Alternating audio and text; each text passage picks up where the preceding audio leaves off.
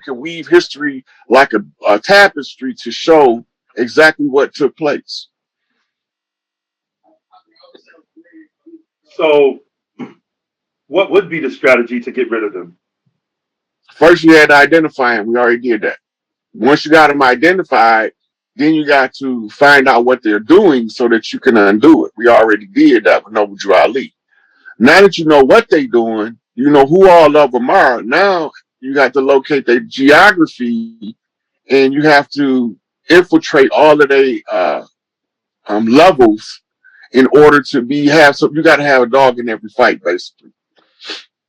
And having a dog in every fight entails you covering the same 9 areas of people activity: economics, education, entertainment, labor law, politics, religion, sex, and war. You have to counter on every one of them fronts. That's how you So, start taking the community back, all the way back. so when you say we've identified them, um, how would you explain to the people who are not really cognizant of still who they are? I wouldn't, I wouldn't explain it to them. Truthfully speaking, we to the point now. If you can't see the stage show, there's no need us.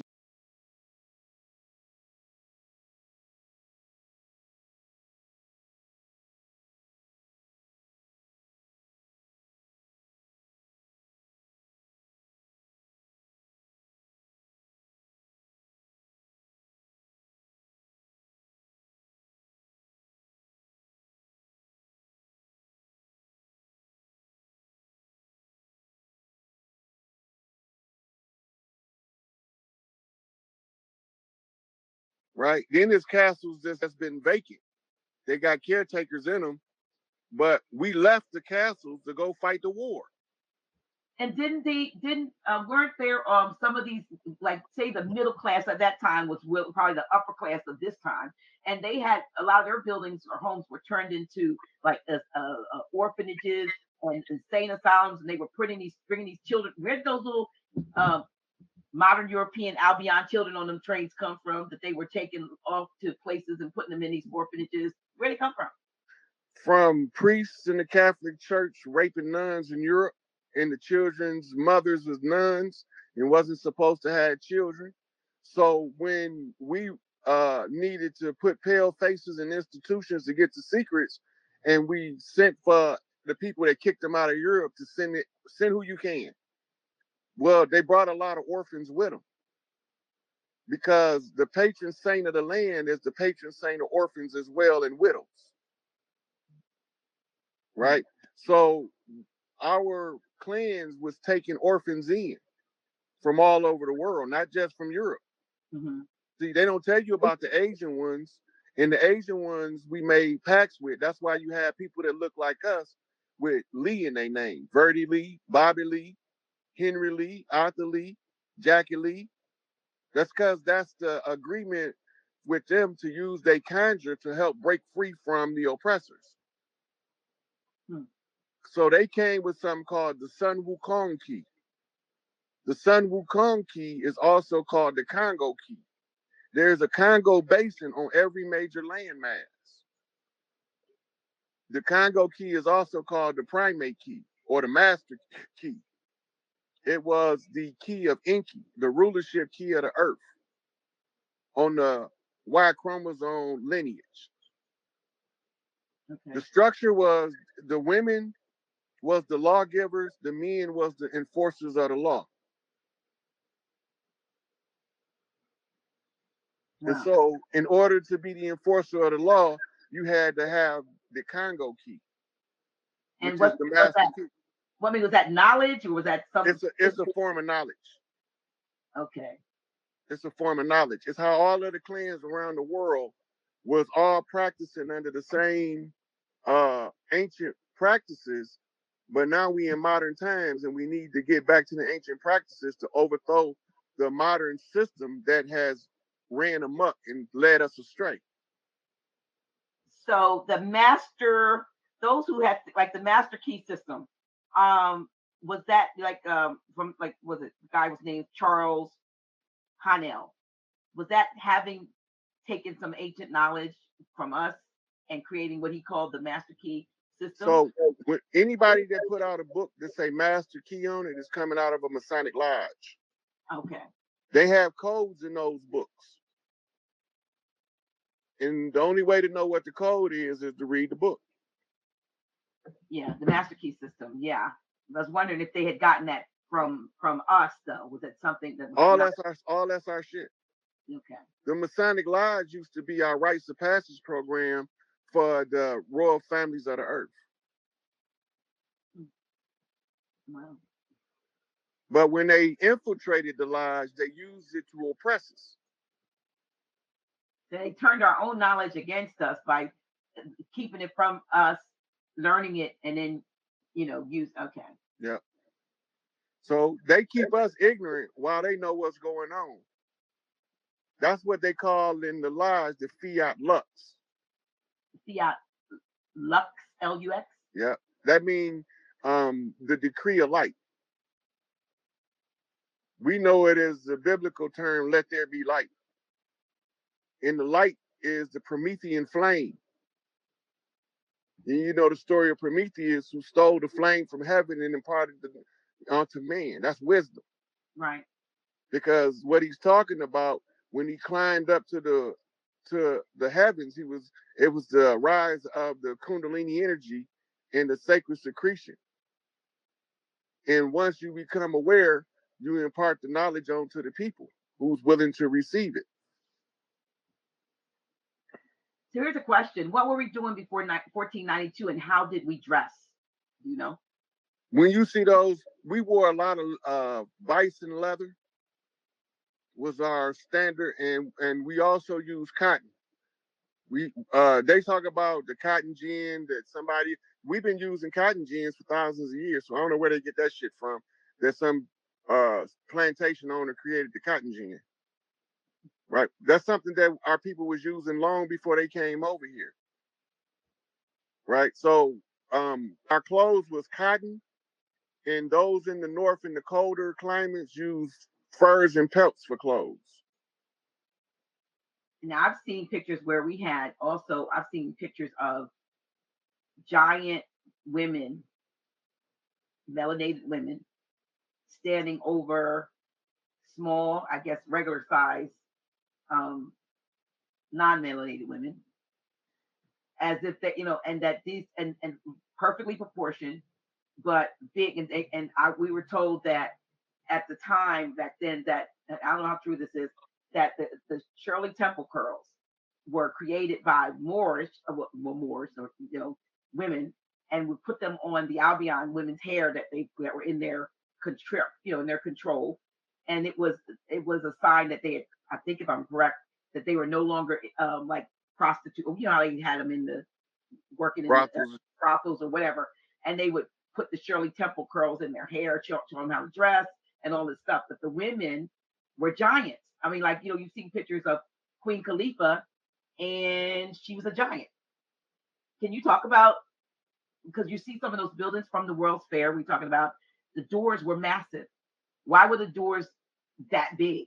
Before the grid flipped, the people grew much, much bigger because, okay, so our synthesis of oxygen right now is a single oxygen molecule, O1, a single molecule, just oxygen. But before the grid flip, excuse me, the upper atmosphere or the ozone layer, it was down here on the surface of the earth, meaning the air was thicker with oxygen. Mm-hmm. And it made us grow to a different height than we do now. So being 7 foot tall was not a far stretch back then. And so that's are some of the, I know they found lots of graves with giant remains. They call them giant remains, large skulls. Yeah, and a lot of them are Anunnaki too, because they pretty tall. Anunnaki. Yeah. Now those are okay. So when were they here? Oh, they've been back and forth for millions of years.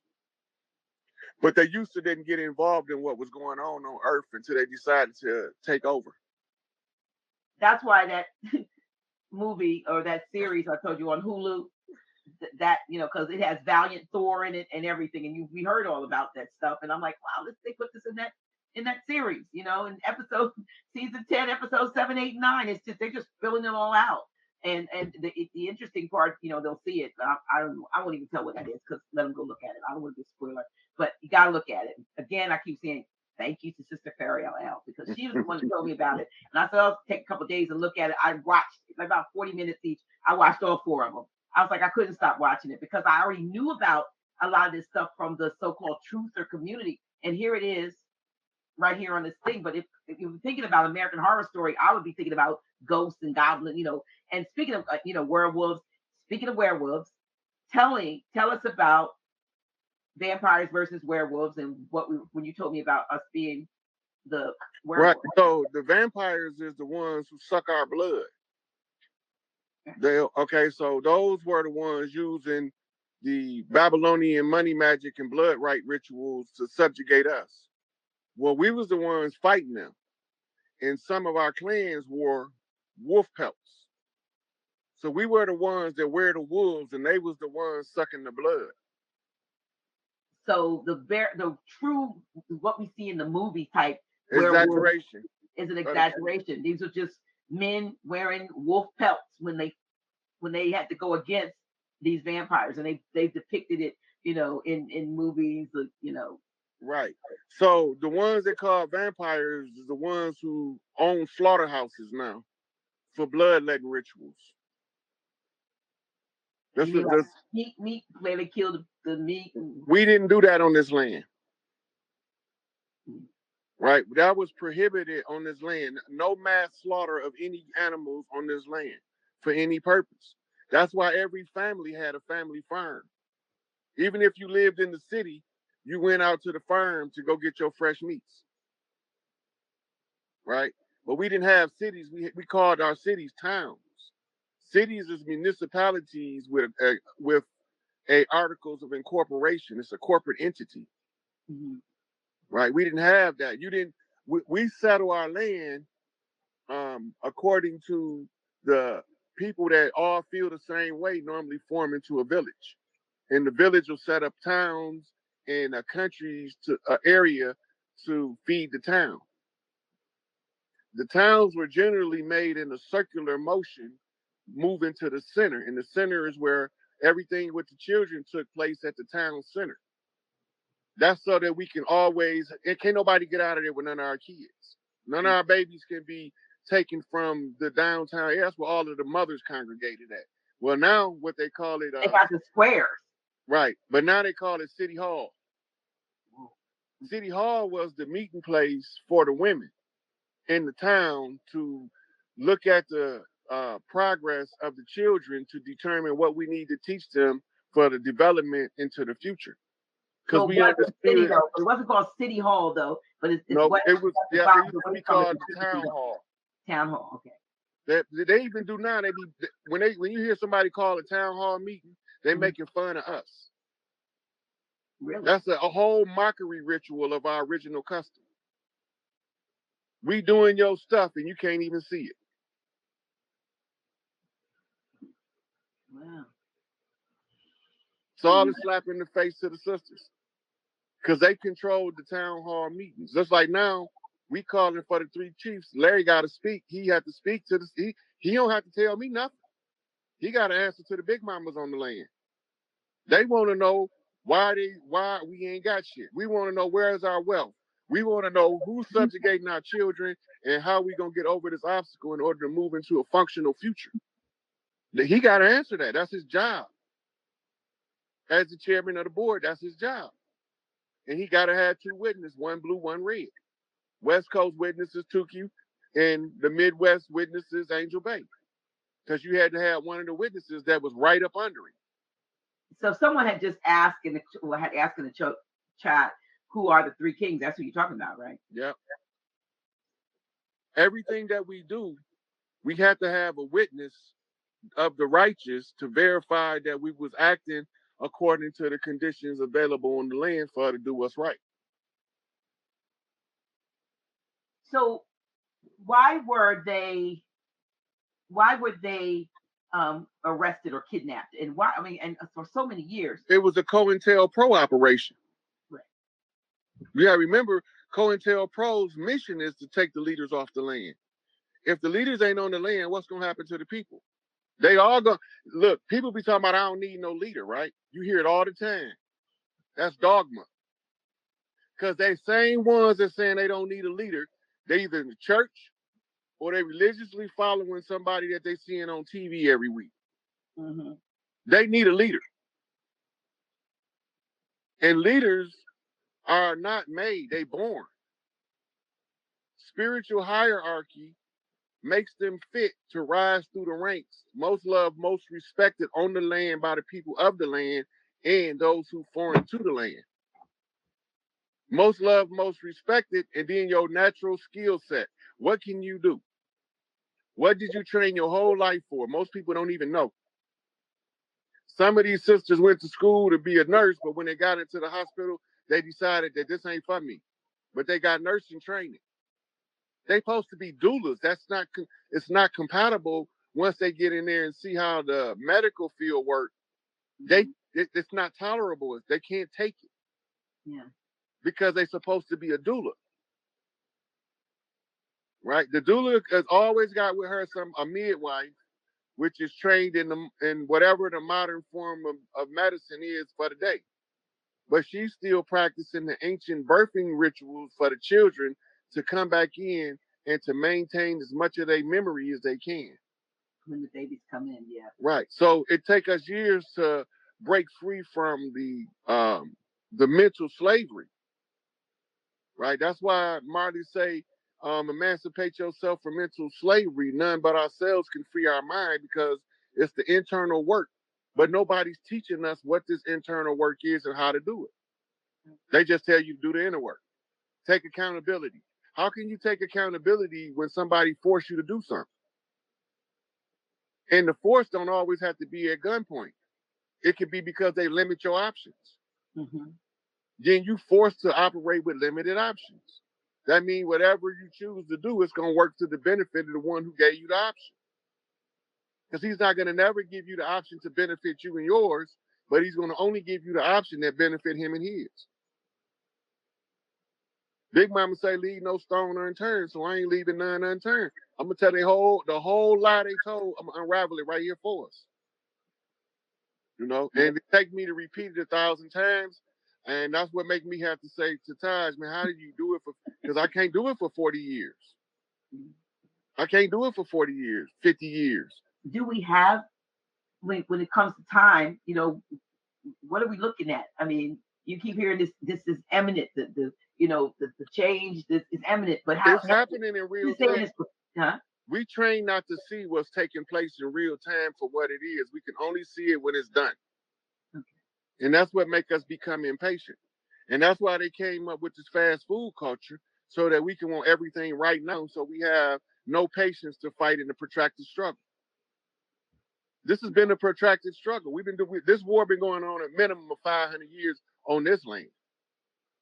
Then Inca kids was fighting it over there for 1,500, 2,000 years before it ever came over here.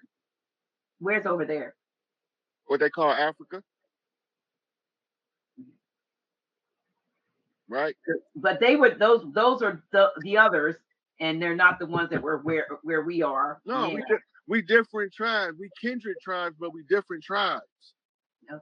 We used to intermarry with them, just like we used to intermarry with Asia on the West Coast. Mm. We used to go trading with them by ship, and they come trade with us by ship, just as well as Asia. Here's my question. How did we go from being as affluent and build these palatial buildings, and even go back and look at what happened in Oklahoma when they, so-called Black Wall Street and all that. How do we go from there to now, then going backwards to looking like bedraggled, on the cotton field, out in the cotton field? How did we go from that, from an Atlantis type of existence? Most of that is propaganda. Okay, so we never. So when you see pictures of us wearing potato sacks, mm-hmm. That's propaganda. When you see pictures of us wearing feathers and moccasins, that's more closer to how we were. So we We had did, feathers and moccasins, and then we had castles, and we wore feathers and moccasins. Okay. yeah. That's our culture. Our culture didn't have nothing to do with Mario Brutini shoes, Stacey Adams. That's their culture Mm-hmm. that they brought over here to influence us to follow their ways. We didn't wear suits with lapels. Ours buttoned straight up the middle with no collars. Mm-hmm. Or we had pullovers. And I guess we knew to keep our feet in contact either with the land or with something that was natural. That's the reason why we wore moccasins. Right. Right? And the moccasins, the soles could either be hard leather or wood. So it was natural. But it was natural. Mm-hmm. And the shoemaker was a valued profession. Now, a shoemaker don't mean nothing. We got factories that put them out about 1,000 a day. Mm-hmm. But the shoemaker was like the iron workers, you know. Craftsmen. They were craftsmen, skilled craftsmen. And they had a unbreakable workers union until they started murdering them. To take over that, to take it over. Yeah. So when you see somebody that look like us and their last name is Shoeman, they was the shoe man. They was the ones who made the shoe. So they started calling them shoemen. Is it true that we didn't used to have what we call last names anyway? No, we had what we call nicknames. Like we would be born with a name, and then as we grow up, we be given another name based on our characters. Like we got Little Squirrel, Boogaloo, Bebe, Shay Shay, all them nicknames. Mm-hmm. Right. So we would go by the nickname would be the name we called by. But only Big Mama, Mama, and Pops can call us by our birth name because that's sacred. Yeah, okay, but last names, like you said. No, we didn't have surnames. They called so surnames. we had descriptions, like you said, if you were John's son, that's you end up being the Johnsons, or yep. or you know, you said the shoemaker or shoemaker or yep. People that Smith, like I got a guy I went to school with named Ronnie Goldsmith. That's what their family was originally doing. They was gold smelters. Okay. Right. Blacksmith was the ones who worked the iron, the cast iron. They the ones made the pots and the skillets, the cast iron cauldrons and the skillets. Right. So we had different names for describe your profession. Right. But like when my name was my birth surname was Dyer. Dyer. Yes. Yep. So your family probably was the ones who dyed the fabrics. Mm-hmm.